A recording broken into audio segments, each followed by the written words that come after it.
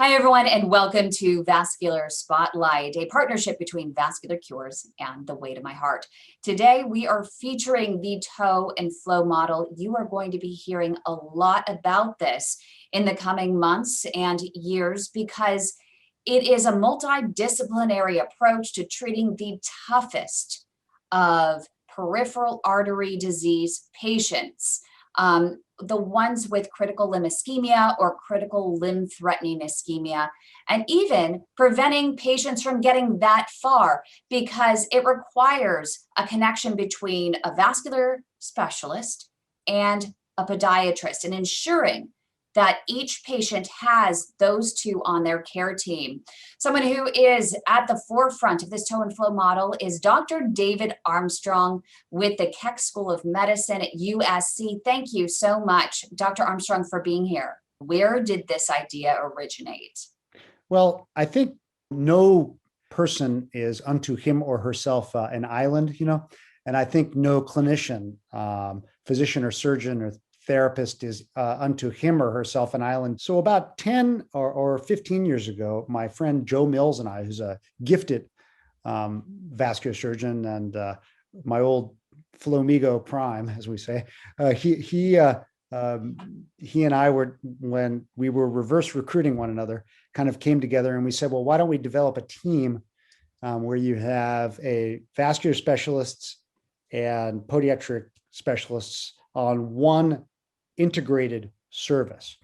That team became, which was originally at the University of Arizona, became known as the toe and flow model, and that model became it becomes the irreducible minimum of taking care of many of these patients, where you can take care of a lot of the reconstructive surgical bits and a lot of the vascular bits all in one team, and then call in other folks as you need to. But it made things so much more efficient for the patient. And so it became kind of a magnet for care. And now the awesome thing is this is becoming more and more common. It's still very uncommon, but it's becoming more and more common at university, teaching hospitals, and other models around the United States and indeed around the world. So it's a really exciting time to be sort of putting a lot of this through. And from that, we've developed the first sort of not-for-profit designed to advocate for this, and it's called the American Limb Preservation Society, or ALPS. This program is designed to be an interdisciplinary bridge, bringing these specialists together and to develop more and more of these units around the United States and indeed around the world as well. And they don't necessarily need to be in the same building, but they need to be a very strong, real synergistic connection between the two of them, where after a procedure, that vascular specialist team is calling on that podiatric surgeon or the podiatrist and saying, hey, we got this patient, we restored flow, let's get this person in 2 days to check their toes and their non-healing ulcers. Kim, you hit on it. The model can be different in different parts of the United States and in different parts of the world. And the individual specialist can be different in these places. What matters, as you know, and as you talk about all the time, Kim, is the skill set on both sides. And the unique skill sets of these different specialists are important. It really does help, though, Kim, I will tell you, to have both of them together in the same unit. That is huge. To overuse the term huge, it's huge. That's a real game changer when women and men in those different specialists can literally be with the patient at the same time, but it is not absolutely necessary. But we like that to become more and more common, even if they're just sharing some of this time. And sometimes that can be virtual. For instance, today, literally just before talking with you, I had one of my best buddies who's a vascular surgeon. He called me from bedside, literally bedside, rounding with the rest of my team, which was our podiatric surgical fellow, vascular surgery fellow, and him.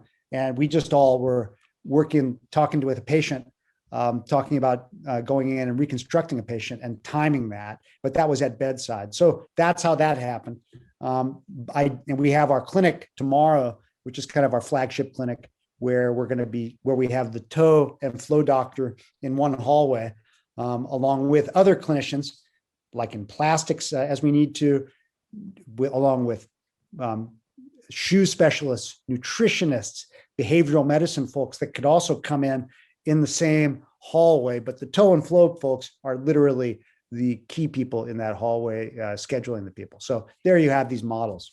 I think that's so important to bring up. The vascular specialists and the podiatrist are just the starting point, right? When it comes to peripheral artery disease or any other disease, chronic illness, there are so many different levels, different people that these people are seeing. When it comes to peripheral artery disease, you have the endocrinologist, you have the gatekeeper of their health, their general practitioner, you have a dietitian. Sometimes you even have a rehab person, rehab program that they're in, and a supervising doctor for that. So Kim, in our clinic, if you were to talk about the three key people that we have in our clinic, we have podiatric surgery, vascular surgery, and we have just extremely high-end physical therapy that look after not only wounds and things, but also obviously about getting people moving. So we actually have gone a little step beyond just toe and flow, and we call it toe, flow, and go, where we add in the physical therapy to keep people moving. And at the same time, we have our dietitians, and Maritza runs that. She's awesome. We just have such a great unit, and she's kind of trailing us, coming into the room right after us, making sure that our patients are prehabbing, just maximizing their nutrition post intervention and post reconstruction, but also for their whole life. And then on the behavioral health side, we have occupational therapists who are calling in, as well as needed to ensure that people are getting back to work or their home situation is optimized in terms of their ability to get around their home. But a lot of that has to do with, and there's a lot of behavioral health aspects. Half of our patients are clinically depressed when they first come in to see us. These are opportunities for intervention. You also mentioned diabetology / endocrinology, and it's so critical. And we have renowned diabetologists at our unit at USC, and that is an active part of our program, as well as our general practitioners in family medicine and geriatric and geriatrician program with us. So it's just an absolute village. I didn't even mention our folks from Rancho Los Amigos that come into our place, which is a national rehab center where there are shoe specialists and bracing specialists that come in and attend. And so we're just so fortunate. But as you can tell, this stuff is not easy. It takes energy to put all this stuff together. And you have to have the staff, because I think a lot of people who would end up watching this, they're going to say, oh, nice for you being a part of a research hospital and getting lots of money flowing in there. You probably have plenty of staff, lots of time. Yeah. How do you manage that all? How do you take what you have and end up scaling it elsewhere or implementing it elsewhere where people are short-staffed? Yeah, and you'd be amazed at the resource constraints that we have at a lot of at a place like ours, where in order to show any of this stuff, we have to show a so-called ROI, return on investment, for all this stuff. So trust me when I tell you, it's very real, all that stuff. But the great news about where we are is that there's such an amazing talent pool. I need to only walk down the hallway and find one of my buddies, and I say to her, come on in the room, you got to see this patient. So, but in order to do that, you have to be able to overuse the term sustainable. You have to make something sustainable. And yes, it's complicated to do this in every individual practice. If these folks are in an individual silo, like within a single specialty practice, it's obviously harder, but it is by no means impossible, because you, as you mentioned, could have this model where, instead of a hallway, maybe you do have the telephone or FaceTime or WhatsApp or what have you. Right. It just takes more energy to be able to bring all this stuff together. And we have trainees that are working in programs like that they have developed themselves, and those that are graduating that are going off into programs like that where they don't have one hallway. It happens to be a freeway that's separating some people. But you have to understand that when that happens, you have to do your best to put some energy into the system to transcend those barriers and create something that'll make a difference. And especially when it comes to the office-based labs and ASCs, ambulatory surgical centers, that are performing procedures to get the flow going in the arteries in particular, that they get the referrals from the podiatrists, they get the referrals from the endocrinologists, they get the referrals from, even dietitians, they get the referrals elsewhere. Now it's time that once you get that referral, you need to continue to keep the conversation going. That's the key. Yes. Yeah. So imagine now if it wasn't just one of these outpatient based labs, but if you were able to port onto that a kind of a limb preservation model onto something like that, where you could see a lot of these patients, maybe not all of them, maybe the extremely complicated patients that needed a lot of things like where we were doing tissue transfer and a lot of other exotic things, maybe those people do need to be in a big hospital like ours, but many of these patients can be transitioned or can be seen and seen super efficiently in many of these other kind of venues. And I think the way to do that is to keep pushing it. And I think this pandemic has accentuated that. We have to maximize that site of service, and that site of service might be a patient's home. It might, in some cases, for some aspects of wound care, it might be and especially with video and a lot of the other things we can do, it might be an OBL, an outpatient-based lab for certain types of vascular procedures, or even certain types of just debridements of these patients, and certain reconstructive procedures that can be done in that case. It might be an ambulatory surgery center for certain things, and it might be finally an inpatient or hospital for other things. And I think, but what you have to have is you have to have a clinician and a team of clinicians that understands that whole system rather than just looking at each individual thing. And it's not straightforward. But that doesn't make it impossible. In fact, it just makes it more fun and challenging to figure out. And people that have done that. And there are different levels of this toe and flow model that you're talking about. You have the basic, the intermediate, and then you have the ultimate centers of excellence, right? Or center of excellence. As you said, just like you said, it's just like we have designed, and we've written about this over many, many years, just like you have trauma centers. You might have a level 1, level 2, level 3 trauma center. It doesn't matter what that level is. There are awesome clinicians at each one. It just matters what are the resources at each one of these things. And so you would match, what can be done at each one of those things with the kind of care that can be gotten. And you can transfer people between these units based on what level of service is needed. Same too with limb preservation units.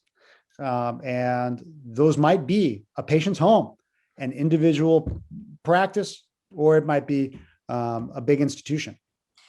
The one thing that I would advise as you are developing the criteria for these centers of excellence is that when you do have these ambulatory surgical centers, these office-based labs that do offer a multidisciplinary approach, for example, one that may have an interventionalist cross between with a vascular surgeon, a podiatric surgeon, and then also along with that, they have the business of prosthetics.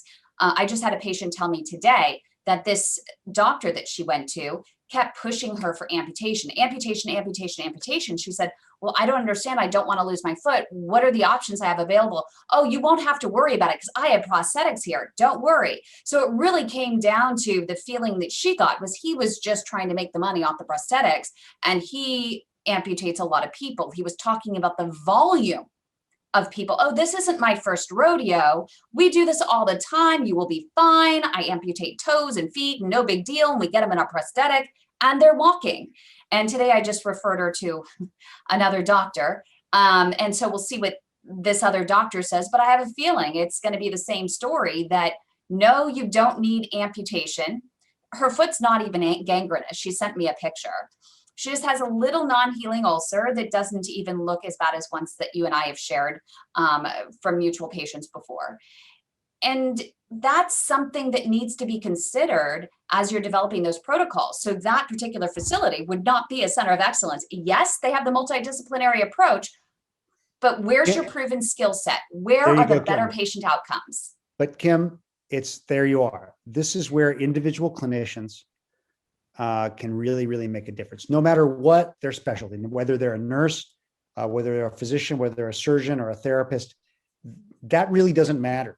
What matters is what can they rally around themselves to accentuate what they can do. And so it really takes that. Yeah. My pop used to say, it sounds like a poster, but say folks don't care how much you know until they know how much you care. And, people, they figure that out, right? When someone's just dialing it in or when they really, really care. And that transcends individual specialty.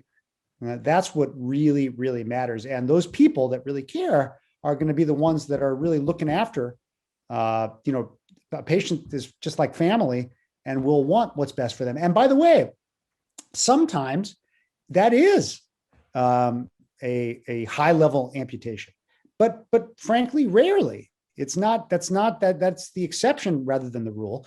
But even if that's happening, you need to have that team available that can do the best job to keep the person moving, because the real failure, in addition to the loss of the limb, is really the loss of the mobility and it's really life salvage as much as limb salvage. And so it's that moving through the world that really matters in this case. And almost all of the time, most of the time, that's preserving the limb. But it's the bigger idea about function. And my example is really the exception to the rule, but the caution that is out there. So that's not the only criteria that should be used when doing it. But I do agree that mobility is key. And that, for example, we had a patient that 3 months ago, she had an amputation. She hasn't gotten her prosthetic yet. She's still awaiting it, and she's still sitting in a wheelchair. Do you know what that does to people with heart disease? It is like having high-grade cancer. There are superb data to confirm that out of the Department of Veterans Affairs and many other sources. So, yes, keeping people moving is really, really what's important, as well as healing the wound, as well as getting these patients flow in order. And all three of them really, really matter. And that's where the team comes into play. And it's more important than just one individual component. It's the whole enchilada, or whatever the medical word for enchilada is. I completely agree. And so while I do like the idea that if you are in a center that performs any sort of amputation as a very last resort for the truly no option patients, to make sure that as we talk about the vascular specialist and the podiatric surgeon or the podiatrist being synergistic and in the same building, I do agree that in the right cases with the right people, it's really important as well to have those prosthetics in fittings and everything in that same building to ensure that that patient can walk out of there. Yeah, yes. So I think having that close linkage and relationship with folks that care about it is what is really, really important. We also have two here in beautiful, sunny Southern California. We have two great rehab hospitals that we work with the National Rehab Center at Rancho Los Amigos in Downey, and Casa Colina, which is another great rehab hospital. And those rehab-oriented facilities are little jewels that are very frequently not thought about, but these hospitals exist in many areas. They're just underutilized as well, especially in this era of just hospital chains buying up different kinds of things. But that kind of thing is super important as well. And that's where you get great experience from physical therapists, physiatrists, physical medicine and rehab specialists, we call it PM&R, and many others as well. So all of that is super valuable too. So with ALPS and the direction that you're going with the toe and flow model, can you walk us through where you're at right now in the process of developing this model and the different levels and in certification process? Sure. So there, what we have right now is that we have a program where we have men and women that are interested in this area and in building an interdisciplinary model, contact ALPS. And now, of course, they're all signing up this. And again, this family, this organization has just started just over the last couple of months. So it's super fun because we have all this tons of enthusiasm pouring in from all these different disciplines, but usually it's from someone in the toe and flow. And then what we serve as, it's kind of like what you're doing, Tim, is we serve, and you and I, by the way, have done this in real time. You should show those conversations. Yes. But we serve really as an interdisciplinary bridge and matchmaker to where we put women and men together in these different disciplines in a region. And very often, some of them already know each other. But what we do is some of the things that we're first developing, and you might talk to Megan Patterson who's part of ALPS and also part of Vascular Cures. We're working on now these visiting fellowships where women and men from these different disciplines can come in and spend a little bit of time at these centers now that are sort of centers of excellence around the country. They can spend time figuring out what these centers do, and then go back to their own unit, build up that unit, and then send back kind of progress reports at 6 months, at a year, and along with being part of our interdisciplinary family, which means continuously checking in, being part of a lot of our virtual rounds that we might have, and kind of sharing outcomes. And then, of course, we have our symposia every year, which share this interdisciplinary kind of mantra. We have a meeting called DEF CON, which is kind of the official meeting that goes along with ALPS, but it really doesn't matter. What matters is these meetings, and there are other meetings in limb preservation that matter, but what matters is these men and women are together as delegates, merging ideas with one another.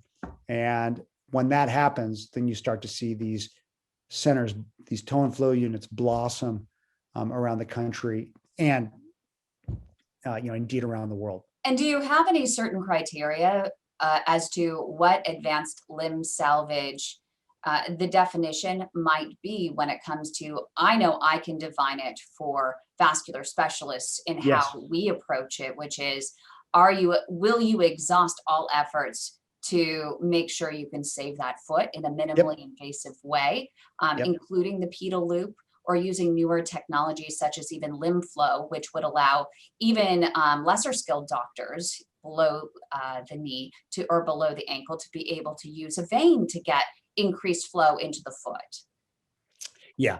And so and by the way, you mentioned something like limb flow, or you mentioned something like venous arterialization. And that is indeed, not to go off the subject, but that's such an exciting area.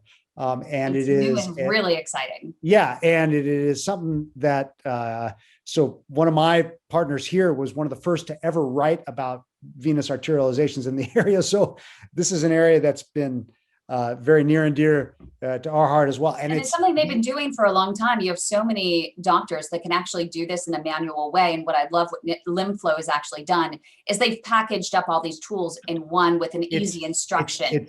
Correct. It's very exciting. It's very exciting. It's potentially really elegant. However, what matters there, and you could talk to the guys, these are very good friends of mine at that have been pioneering the device at not only with LimFlow, but many of the other physicians and surgeons around the world that are working on this. The criteria for selecting these patients and the method of follow-up with these patients, and critically the timing of these procedures are super critical, and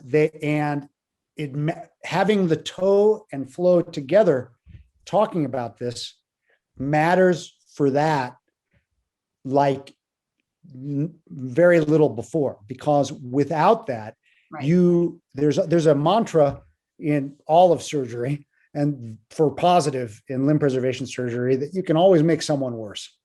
And that sounds like a kind of almost a flippant sort of riddle or joke, and I assure you it's not. And so very often determining not only who needs a procedure, but even more importantly, who doesn't need one, and that kind of patient just selection. as important and even more important. Yes. And so that kind of wisdom, it transcends surgical skill in a lot of cases too, although the two together are a very, very important combination. So you hit on something really important. But yes, we do have, to answer your first question, we do have criteria even for level 1, level 2, and level 3 centers. And those criteria, we've had them published for quite a long time. And now and also for inpatient care of this patient population, what skill sets we need to have for these rapid response teams, and how to implement many of these. So all of this has existed now. Now what we have is an organization to kind of implement this in the United States. And you are now talking about marrying some of the technology with the team, and with a little tenacity, along with the team and the technology. I think that's kind of an exciting and alliterative place to be. And one thing is that you mentioned that it's just as important to decide when to have the procedure and when not to do a procedure, but also the type of procedure is really an important decision as well. We had a patient that had the toe amputated, but didn't restore the flow. And I think that that's a really good point to make. And it just sums everything up as to why we really need this type of communication and synergy between the vascular specialist and the podiatric surgeon, because if you amputate a toe and you don't have the flow to that amputation, that's not going to heal. And by the same token, if you have the flow, but you don't have someone to do the debridement afterwards. Yeah. So again, Kim, you and I have talked about this, and I always describe this to my patients at bedside, at chairside, or virtually, as it's like irrigation and landscaping, right? So I feel like I'm at the end of the body, and I'm a bit of a landscaper, and that I'm trying to help the garden grow, meaning helping the wound heal and helping then reconstruct the foot to to maximize ulcer-free days in remission. But that's me as at the end of the body there, as the landscaper. But boy, do I need one of my friends on the irrigation side, so that I am not xeriscaping, right? I need to have more than just drip irrigation to make the desert bloom, as it were. And so that's why having those two people together will make the garden grow. An interesting question for you. In terms of scaling this type of toe and flow model, is there anything that innovators can do? Is there any white space here for innovation to help create a seamless toe and flow model at all levels? I think so. I believe that a clever, I think it was a guy named, I think it was Antonin Pirogov, who actually has an amputation named after him. He was a surgeon. I believe he was a surgeon right around the time of the Crimean War. But he said it's not medicine, but administration that brings about widespread change, believe it or not. And those of us in medicine and surgery would roll our eyes at hearing something like this, because of course we always hate to have these folks in the C-suite come down and tell us what to do. But I'm not talking about that. And by the way, you do have to partner with your buddies and the innovators up in the C-suite. I'm talking about a larger idea, really building programs and building things that can scale, nationwide and worldwide. And I believe that having, and it's about people. And so having these models in individual areas where you have the physical space, and then you also have the human capital in place is very possible. But what it takes is the investment of actual capital, but it also takes the human capital of matching people to be a matchmaker, right? And doing something like that sort of transcends any specialist. It transcends region. But what it is it's an inherently good thing. And I believe that is extremely possible. I think we could actually get to a point where we can create a system that algorithmically does it based on proven skill set. Create a questionnaire, you ask the right questions like an IBM Watson, and you have the answers in there. Once the answers are all in there for all of these different specialists, then I think the computer could ultimately streamline that matchmaking process and make it much quicker. There you go. And along with that, Match.com or eHarmony for an extremity, I guess. What you need though is you need your therapeutic, spouse on the other end, right? If you're swiping left or right, and sometimes this is a polyamorous kind of thing. We can go however way, because you're going to have, maybe you're swiping up and down all over, because this is like a thing, because you need. But I love that idea. But that relationship is a long-term one. It's not just a hit and run kind of situation. It is, you need that to last for a lifetime, because nothing ruins a good surgical result. I always tell my trainees, nothing ruins a good surgery like follow-up.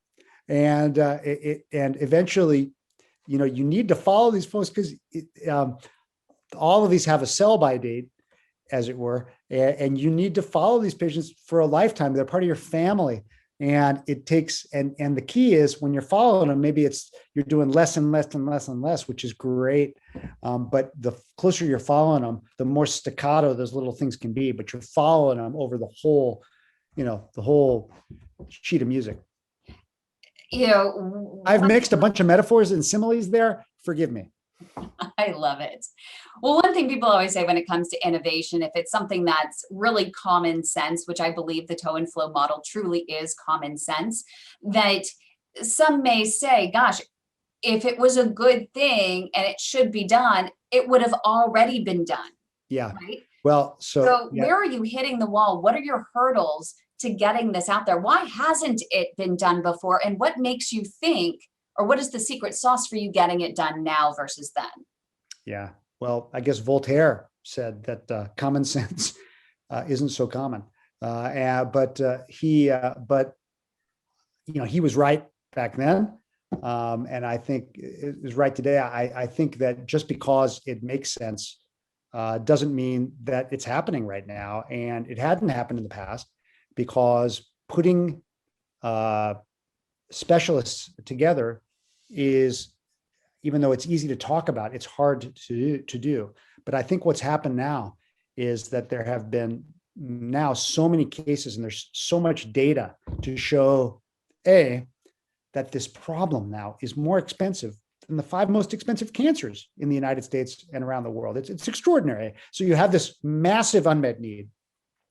And then there are these centers that have been developed now over the last couple of decades now, in some cases, that have shown pretty conclusively that when you put people together, when you put these teams together, that outcomes can improve dramatically, and costs for the green eye shade looking cost people that can improve.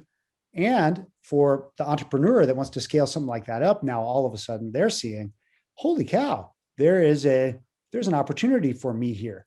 And so I think that all of those things are happening right now. And you're also seeing folks in the industry that are identifying opportunities because they may have a technology that is a potential game changer.